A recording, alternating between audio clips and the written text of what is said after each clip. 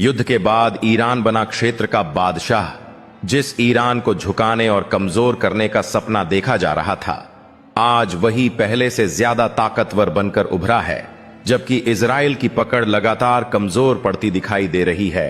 क्या है पूरी खबर, सब कुछ इस वीडियो में आपको बताएंगे। आप मेरे साथ इस वीडियो के आखिर तक बने रहिए।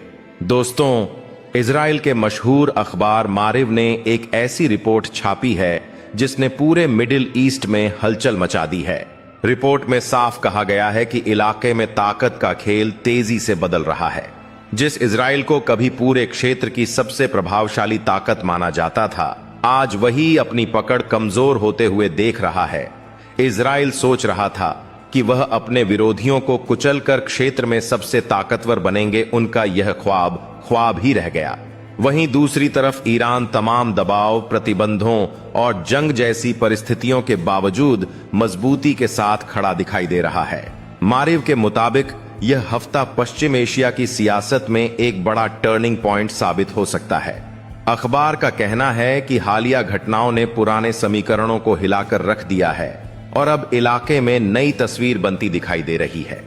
रिपोर्ट के अनुसार हाल ही में अमेरिका और ईरान के बीच जो समझौता हुआ है, उसने ईरान की क्षेत्रीय हैसियत को और मजबूत कर दिया है। अखबार का दावा है कि आज ईरान को पहले से ज्यादा प्रभावशाली ताकत के तौर पर देखा जा रहा है। रिपोर्ट में कहा गया है कि इजरायली प्रधानमंत्री बेंजामिन नेतन्याहू लंबे समय से अमेरिकी राष्ट्रपति डोनाल्ड ट्रंप को यह यकीन दिलाते रहे कि ईरान पर इतना दबाव बनाया जा सकता है कि वहां सत्ता परिवर्तन तक हो जाए, लेकिन नतीजा इसके उलट निकला। न तो ईरान की इस्लामी हुकूमत गिरी, न ही तेहरान अपने मौकिफ से पीछे हटा, बल्कि रिपोर्ट के मुताबिक इस नाकामी ने इजराइल की पूरी रणनीति को झटका दिया और उसकी क्षेत्रीय स्थिति को कमजोर कर दिया। दोस्तों, रिपोर्ट में स्ट्रेट ऑफ हॉर्मूज का भी खास जिक्र किया गया है। मारिव का कहना है कि यह समुद्री रास्ता आज भी ईरान की सबसे बड़ी रणनीतिक ताकतों में से एक है। दुनिया का बड़ा हिस्सा तेल इसी रास्ते से गुजरता है। अखबार के मुताबिक अमेरिका की भारी सैन्य ताकत मौजूद होने के बावजूद इस इलाके में ईरान के असर को खत्म नहीं किया जा सका। यानी हॉर्मुज आज भी तेहरान के हाथ में एक बड़ा रणनीतिक कार्ड माना जा रहा है। उधर लेबनान को लेकर भी रिपोर्ट ने बड़ी चेतावनी दी है। अखबार का कहना है कि नेतन्याहू लेबनान में तनाव बढ़ाकर चल रही कूटनीतिक कोशिशों को प्रभावित करने की कोशिश कर सकते हैं, लेकिन अगर ऐसा हुआ तो इसका नुकसान खुद इजराइल को भी उठाना पड़ सकता है। रिपोर्ट के मुताबिक इससे सैन्य नुकसान बढ़ सकता है, उत्तरी इलाकों की सुरक्षा कमजोर हो सकती है और हालात पहले से ज्यादा मुश्किल बन सकते हैं। मारिव ने यहां तक कहा है कि अगर हालात ज्यादा बिगड़ते हैं तो अमेरिका इजराइल पर लेबनान से पीछे हटने का दबाव डाल सकता है और यह वापसी ऐसी हालत में हो सकती है जहां इजराइल को कोई बड़ी राजनीतिक या सुरक्षा गारंटी भी न मिले। दोस्तों, रिपोर्ट का सबसे दिलचस्प हिस्सा भविष्य को लेकर है।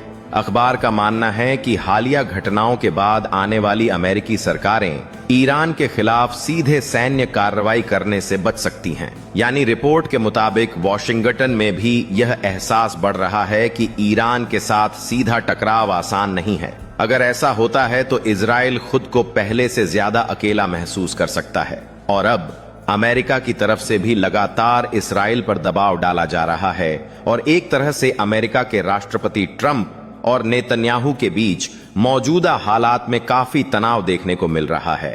ट्रंप खुलकर कह रहा है कि अगर हम ना होते तो आज इजराइल का वजूद नहीं होता और अमेरिका की वजह से आज इजराइल मौजूद है।